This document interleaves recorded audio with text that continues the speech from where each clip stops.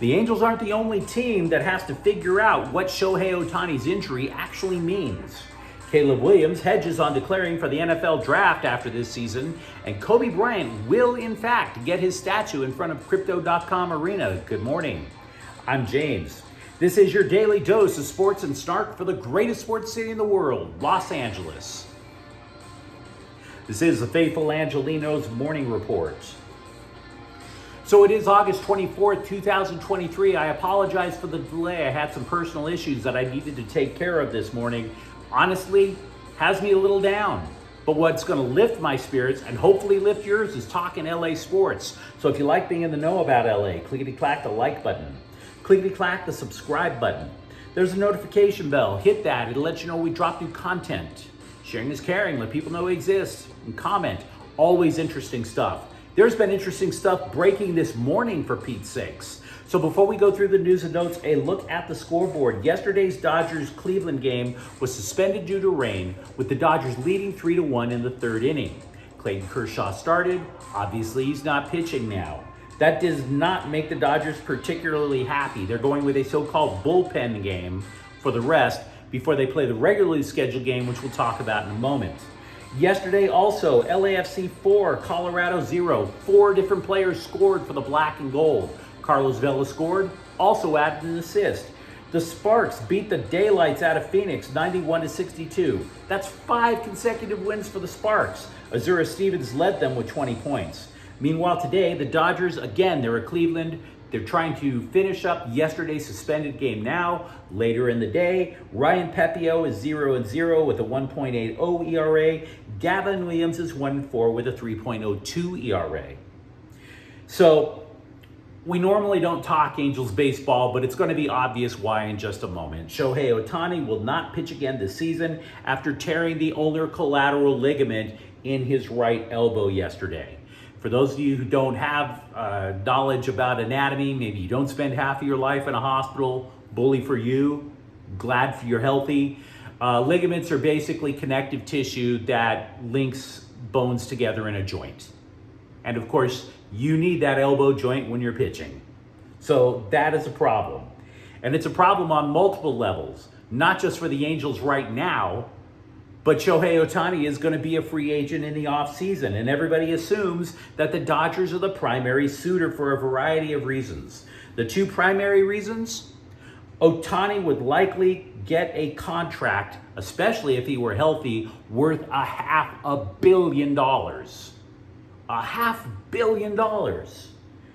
And by the way, of course, LA being one of the few teams that could afford it, and if LA would obviously want him because he's already living in Southern California playing for the Angels, this would make the LA Dodgers surefire title contenders for the foreseeable future, more so than they already are now.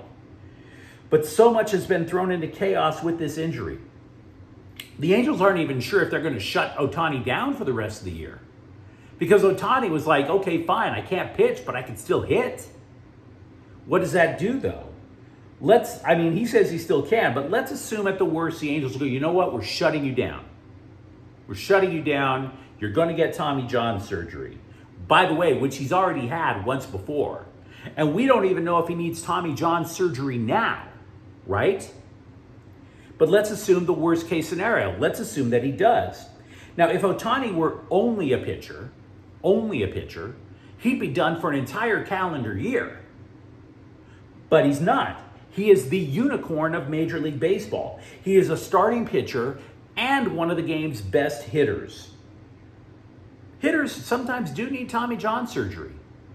You know what happens? They recover faster. They do. The record for recovery after Tommy John surgery is Bryce Harper, who was back in the lineup after 6 months. So all of these things, again, it's chaos. It's a litany of questions that we don't have the answers to. For one, if Ohtani does need surgery and he's out, say, 6 months, as opposed to a year, does his price go down? Probably not much. According to Ken Rosenthal, the bow tie guy from Fox, he believes Ohtani would still get that $500 million contract.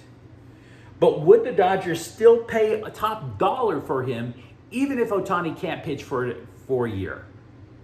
Would you? Does Ohtani, by the way, still have the capability to be a quality starting pitcher if he undergoes a second major elbow surgery? History shows that pitchers who have to go multiple major elbow surgeries, multiple Tommy John surgeries, most of them don't come back being as good. A couple have, most don't. So if the Dodgers don't know the answers to these questions, do you consider passing on Ohtani? Do you look at your farm system and say, you know what, maybe we put our money behind somebody else? There's so many questions now that have come up because of what happened to Ohtani's elbow. You let me know what you think in the comments thread. USC quarterback and Heisman Trophy winner Caleb Williams said people keep assuming that he'll declare for the NFL draft at the end of the upcoming season, but he has not made up his mind. Look, guys, I'm going to be honest with you. I've never met Caleb Williams. The closest I've ever come to Caleb Williams, I went to a USC Notre Dame game last year, and you know how players walk from the bus through the peristyle at the Coliseum? I watched Caleb Williams walk past a bunch of young women who were literally throwing themselves at him, right? That's as close as I got. I could not shake the man's hand or whatever because there was just a pile of estrogen and hairspray and lipstick that were blocking me. I am literally surprised that they don't have signs on the team bus that says, please, ladies, don't throw your panties at Caleb Williams. He's got a game to play. So I can't tell you what's in Caleb Williams' mind. I've never spoken to him. But what I can tell you is that he has previously said his dream was to be in college for 3 years and go to the NFL. He's a junior now. He's a junior. So I'm holding him to that. By the way, Reggie Bush did in fact follow through on his threat to sue the NCAA. The paperwork has been filed. I'm not a lawyer. I have no idea if he's on solid legal ground. Speaking of what is not exactly solid ground, we have been talking for the last few weeks, feels like years, the last few weeks about who would wind up on the outside looking in for the Trojans defense at the start of the season. USC added a ton of defensive players in the transfer portal. I can tell you of one casualty, definitely. Corey Foreman, he's not cut, but he's third string. The former #1 recruit in all of the country, third string, behind Solomon Byrd and Romello Height. Now, that doesn't mean he won't get any snaps if USC winds up beating the hell out of some of their opponents, and considering the offense, that's likely. Then yeah, Foreman gets snaps at that point. But damn, dude, that's still a fall. We still do not know who lines up for the Trojans on the interior defensive line, by the way. The guess is that 2 transfers should get the most snaps. That would be Bear Alexander, transfer from Georgia, Keon Barrs, transfer from Arizona. But again, that's just a guess. Also, we do know who is starting at inside linebacker. Freshman Tackett Curtis. They call him Captain America. They love him over at Heritage Hall. He is the first freshman to start at inside linebacker in the season opener since 2015. So bully for him, absolutely. The Lakers announced they'll unveil the latest statue in front of Crypto.com Arena on February 8th. Now, I've been saying this for a while. There are way too many statues in front of the place. But this one, yeah, it's Kobe Bryant. You can look at a lot of the statues in front of Crypto.com Arena and wonder if it's really worth it. Nobody's going to argue whether or not Kobe Bryant should have a statue in front of Crypto.com. Speaking of Lakers guards past, Lonzo Ball said he has no regrets about playing for the Lakers, which is kind of funny because I think I speak for a lot of people when I say we regret having to put up with your dad, bro. Just saying. The Athletic ranked every NBA team's offseason, listed the Lakers at number 6. Now, aside from keeping the core from last year's team together, what made the offseason a success was landing Gabriel Vincent from Miami. It's lauded as a coup because of how he fits with LeBron James and Anthony Davis. So the Lakers have upgraded. The Clippers offseason was ranked 25th, by the way. The primary reason for the low grade is because they believe the Clippers need another guard. And that's fair. That's a fair assessment. But the thing is, the Clippers are so hamstrung by the new collective bargaining agreement, I just don't see how they could make any moves. The Clippers right now are what they are. And I mean, all this talk you hear about James Harden and this, that, and the other, I'm not saying it's impossible. I just don't see how it happens. We've been saying over the course of the offseason that the Rams can't rely on their defense. It's literally unrecognizable right now. But one way you can not put pressure on the defense is to have a strong running game, right? Chewing up the clock, moving the chains, that kind of thing. I give you this stat to make your blood run a little cold. Cam Akers has been in the NFL for 3 years and has only had 9 games with more than 15 carries. He's never been their feature back. He was drafted to be their starter, drafted to be their feature back. He's never come through on that. That much is clear. And it's also the last year of his rookie contract. So this is make or break. LA tried to trade him last year and there wasn't a market for him. Just saying. Speaking of the offense, offensive lineman Joe Noteboom returned to practice yesterday. He had missed pretty much all of training camp due to an undisclosed injury that is allegedly unrelated to the Achilles problem that ended his season last year. Now, a reporter for USA Today took Sean McVay's comments after the practice to mean Noteboom has a starting spot just waiting for him, even as soon as week 1. And then I read the quote. I don't buy it. Here's the quote. It's classic coach speak. He's saying two things out of the side of his mouth, both sides of his mouth. Quote, I think he's played that way during camp. Again, the interesting thing is to get better at football, you have to be able to play football.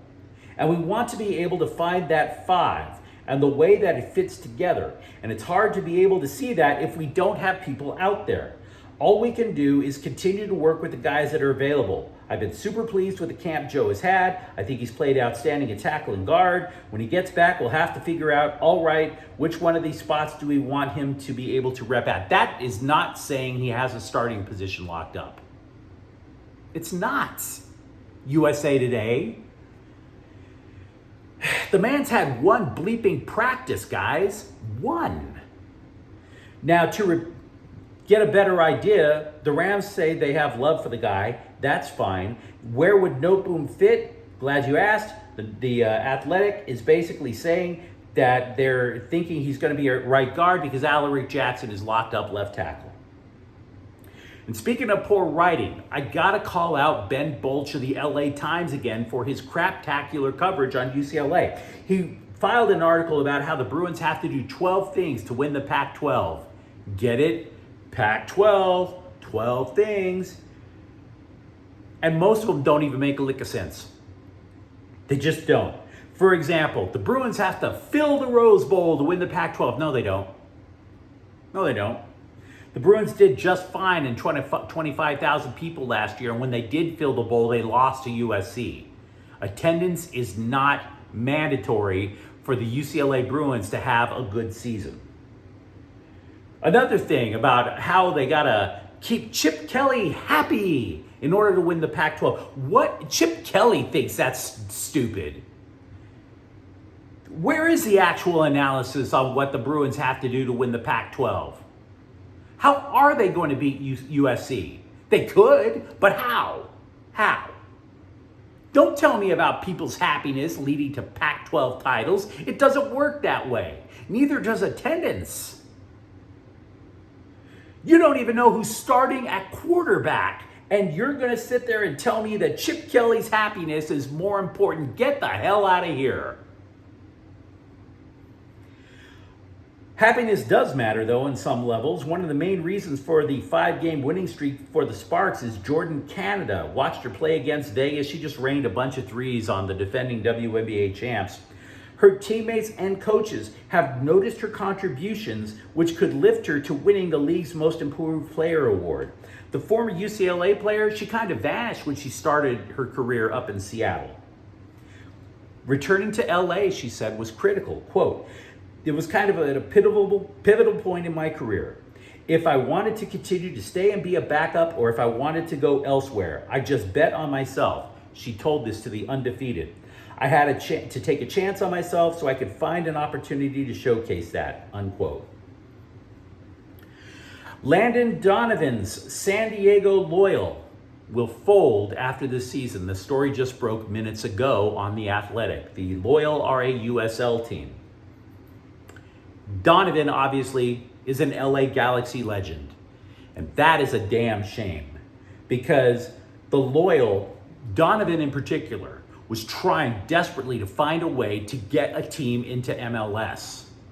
Before they joined the USL, Landon Donovan was part of a group that was desperate to land an MLS team in San Diego, right?